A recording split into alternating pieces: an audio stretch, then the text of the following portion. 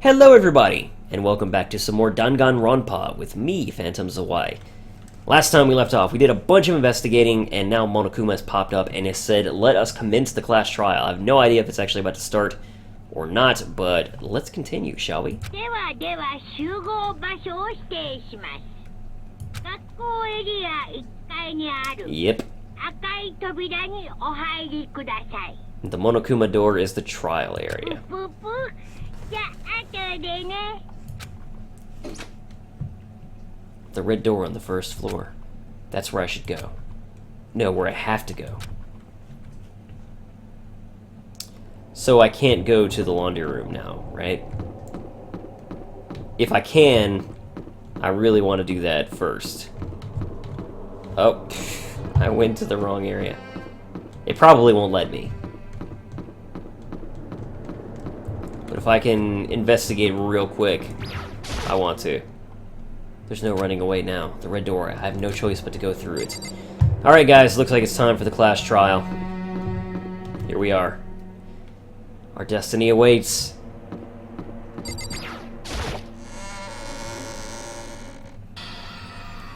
It's a lot of people. You're late, Makoto! We've all been waiting for you. I bet you were afraid you'd be discovered as the murderer you are. Thanks, Toko. You're really nice. Let's not jump to conclusions just yet.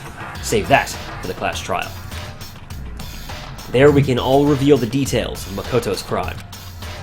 So they're really convinced I did it, but I didn't do it. Me and Sayaka both know that all too well. But then, who is the killer? Also, Shad mentioned that I probably would want to go through the truth bullets before the trial and try to figure out who I thought did it. The thing is, I really don't know from the information we gathered, which is probably not good. But there's a number of suspicious people. So let's just go through this real quick. I don't want to spend too long on this, because hopefully what I'm hoping is that as basically as we are taking through the trial, I'll realize things as they come up and piece it together. But just looking at this real quick. Okay, so the victim was Sayaka.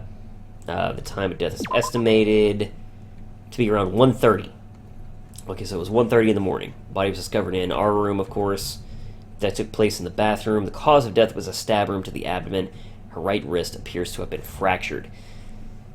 The sleeve that we found in the incinerator was Sayaka's uniform missing part of the sleeve? I don't remember.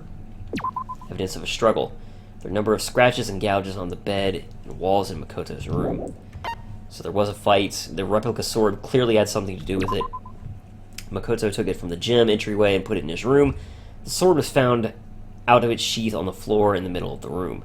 The sword handle was missing some of the gold coating as well as part of the blade. So someone gripped it, and amid the struggle, it seems like someone grabbed the sword. Either that or they were hit by it. Replica sword sheath. The sheath was found some distance from the sword itself and shows evidence of being scratched with a sharp object, which may not be the sword, now that we know, the kitchen knife.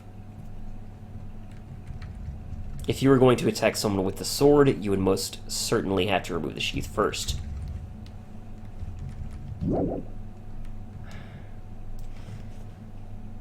So, okay. How does someone get in the room? That is the first mystery I think I need to be thinking about.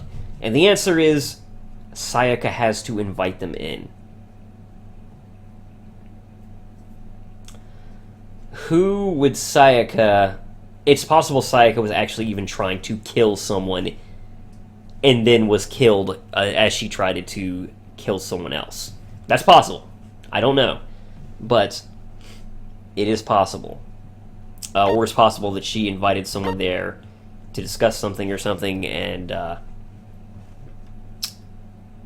ended up attacking her. And, they ended up attacking her. And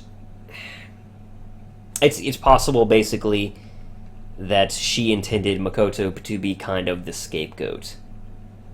Again, just thinking out loud. Don't know. Switching rooms. On the night of the murder, Makoto and Sayaka traded rooms and room keys. When the victim was discovered, Makoto's room key was found in Makoto's room. Sayaka had originally asked Makoto to switch with her when someone attempted to force their way into her room. She became frightened. Or did she? That's not necessarily true. We don't know that for a fact. Toolkit. This had been placed in Makoto's room before he arrived. It remains unopened, and there's no evidence of it ever having been used. All the other male students claim they haven't used theirs either, but still. Yeah, again, that's something we don't know. And we know about the doorknob in the bathroom, which was unhinged, which seems to imply they thought the door was locked. So they tried to remove it. At least that's what I assume. Okay, Makoto's room cleanliness. Not a single hair was found on the floor at the scene of the crime. In addition, the lint roller shows evidence of being used.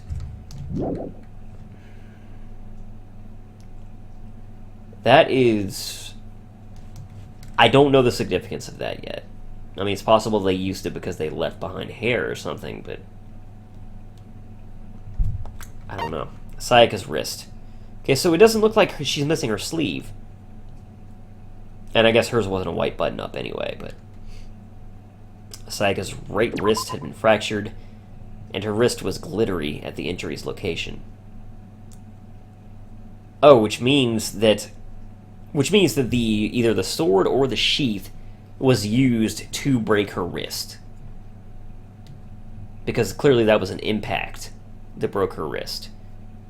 So someone either attacked with the sword or the sheath. So someone was gripping the sword, right?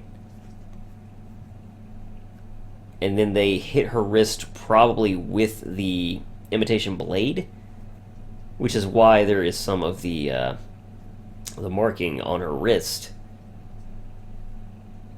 But what about the sheath? Because the sheath has markings of a struggle. It's been cut. And besides that, the attacker had a knife.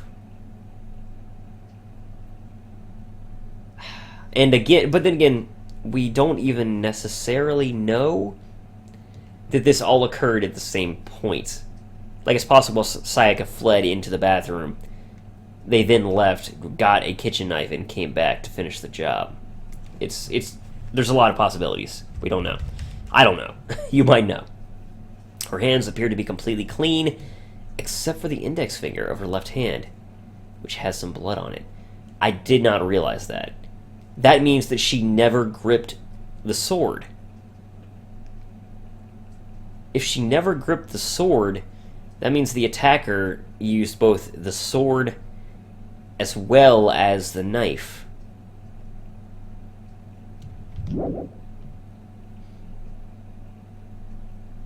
Is there glitter on the sheath? Makoto took this from the gym. Shows evidence of being scratched with a sharp object. Okay, it doesn't, which means that she could have held onto the sheath when she was attacked and tried to defend herself. So someone took the sword, Sayaka got her hands on the sheath, and tried to defend herself. Eventually she was hit in the wrist with the sword, which broke her wrist. Probably made her unable to defend herself with the sheath anymore. Dying message. Leon's name, clearly. Like, it's supposed to be 11037, but I don't know how you could even get any more clear. It's also pretty obvious that someone tried to make it look like numbers, because the end doesn't connect. At least it looks that way. I could be wrong.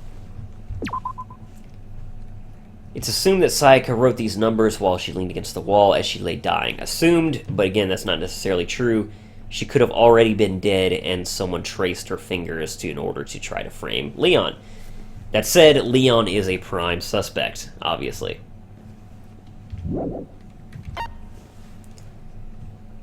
Bathroom door frame. Makoto's bathroom door was difficult to open due to it not fitting in the door frame properly.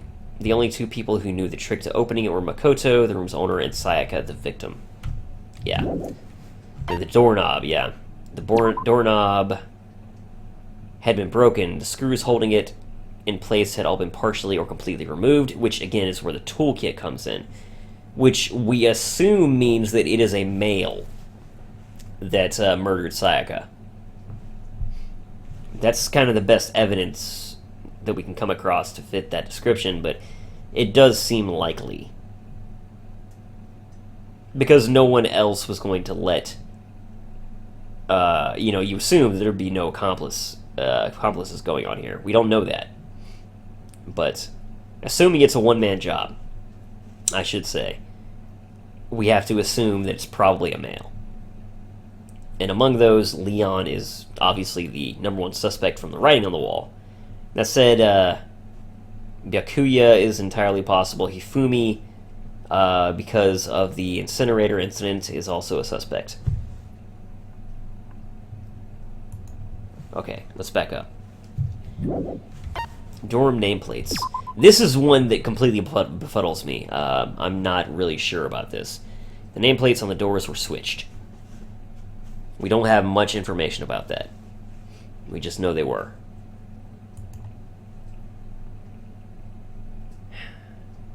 Who would they be trying to fool? I really don't understand. Unless Sayaka did that herself, because again, there's more to this going on than meets the eye. We don't know. The kitchen in the dining hall has a set of kitchen knives. Apparently one of the knives had gone missing. That's obviously what was used to stab Sayaka.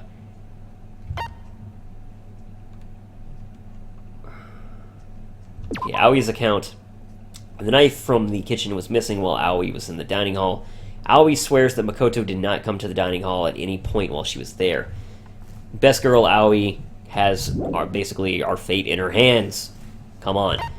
Trash duty. There's apparently a trash room within the school. It was blocked off by a sturdy gate that can only be opened with a trash room key, which is why Hifumi is a suspect, but I kind of doubt it, honestly. The incinerator can be activated via a switch on the machine. Hifumi was on cleaning duty and claims the last time he saw the incinerator, it was off. However, when Makoto checked it after the incident, the incinerator was in fact on. The distance to the gate to the incinerator is roughly 30 feet. How could they activate something from afar? How could they activate the incinerator? Burnt shirt piece. A piece of burnt cloth was found next to the incinerator, next to the in the trash room. It is apparently part of a shirt cuff and has a noticeable blood stain on it. So it seems like whoever was facing Sayaka was injured. I wish we, knew the size of that cuff. Shattered crystal ball. Shards of glass were found next to the incinerator in the trash room. As it turns out, the glass ball would have fit comfortably in the palm of a person's hand. Apparently, Yasuhiro left the ball in the laundry room by accident, so anyone could have come along and taken it. I don't know. I still can't place all that together in my head. Maybe I'm an idiot, but it still seems like there's several suspects to me. Leon is obviously kind of the number one. Hifumi is number 2. Byakuya is probably my number 3. But, honestly, a lot of that's just my impression. There's no reason I really have to suspect one over another. The Leon thing just seems too obvious to be right, though, to me. That's kind of why I doubt that more than anything. Then who is the killer? The one who murdered Sayaka. Is it really one of us?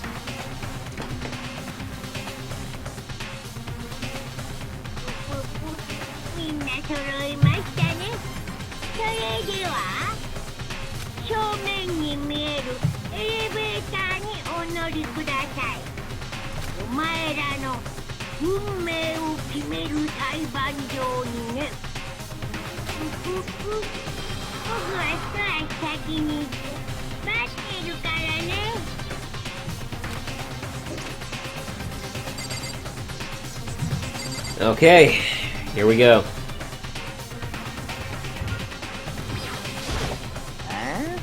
So whoever stuck us here even took the time to set up a goddamn courtroom, huh?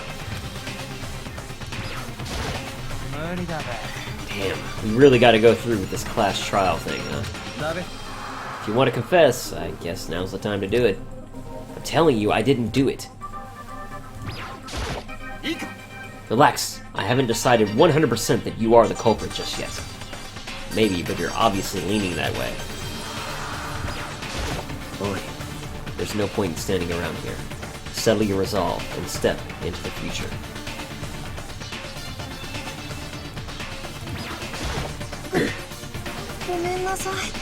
In the end, I wasn't able to do any looking around or anything. Is this really how Sayaka would want us to find out who killed her? I can't help but wonder what whoever killed Sayaka is feeling right now. Well, did you find anything that might actually prove your innocence?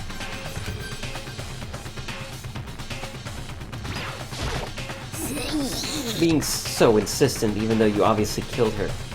Very impressive. Toko, you are a complete bitch, you know that? Well, I did my job. I'm counting on the rest of you from here on out. Whoop. Ifumi and Yakuya. So, the school basement has become the darkened stage. We're all here to bear witness to Mr. Naigi's final curtain call. Well then, the time has finally come. Are you ready?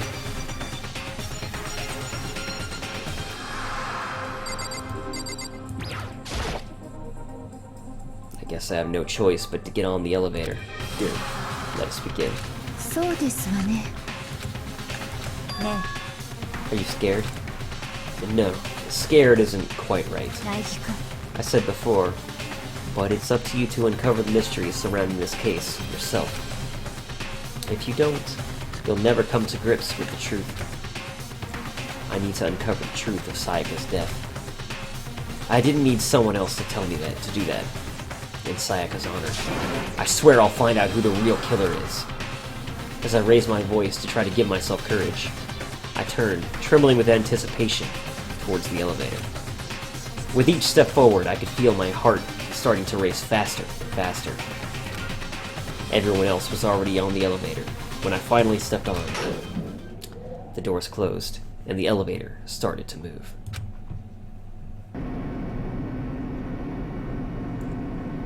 The steel box descended with heavy clunking sounds towards the school's basement. I wonder if this is how a death row inmate feels when his time finally comes. Rather than that, is it not more like a defendant waiting to receive his judgment? Oblivious to our shared anxiety, the elevator lowered us further and further into the bowels of the school.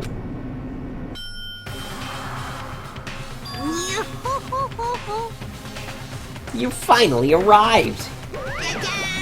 What do you think? Doesn't it feel just like a real courtroom? It's like a Hollywood movie set, right? No, not even close. It's total shit. Okay, everyone. Find your assigned seats and sit down. Hurry up now, hurry up! We did what he said and found our seats. The seats were arranged in a giant circle. It was set up so that everyone could see everyone else, which also meant it'd be easy for anyone to transfer their tension and unease onto anyone else. The air seemed to grow heavy as we sat there.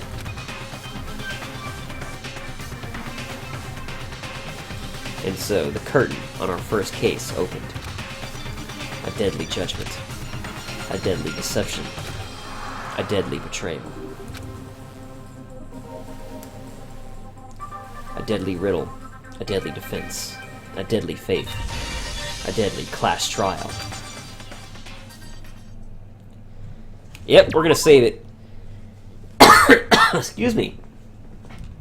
Part of me really wants to end this episode here, even though it's really short. But I actually feel like that's kind of what I should do here. Like, maybe we'll go through this, and before we actually actually commence the trial, I'll end the episode. Because basically, like I said, I've heard that this is really long, and I don't really want to break up the flow more than I have to. This will probably be 2 episodes, but I'd prefer not to break it up more than that unless the episodes are just going on way too long.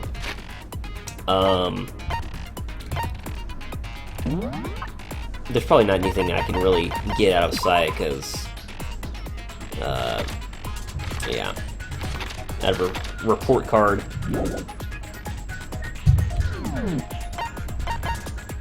We just went over all this, so...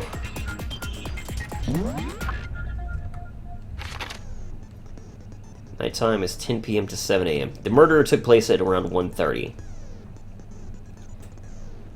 And nighttime began right before Makoto left, so that was about... it was about 3.5 hours after they switched rooms.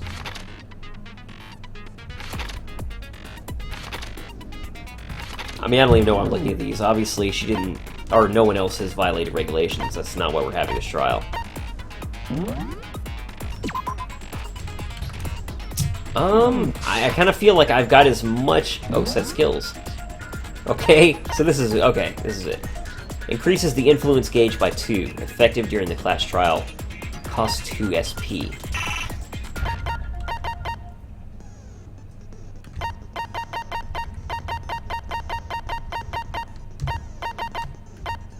Increases damage to the opponent when a statement is destroyed. Effective during the bullet time battle.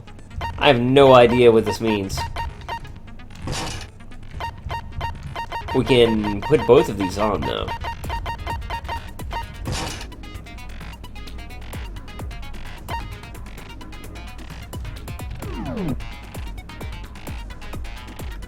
Okay.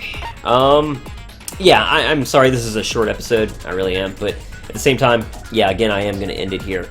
So, again, if you're enjoying what you see, consider supporting the game. And as always, thank you guys very much for watching. I'll see you in the next one.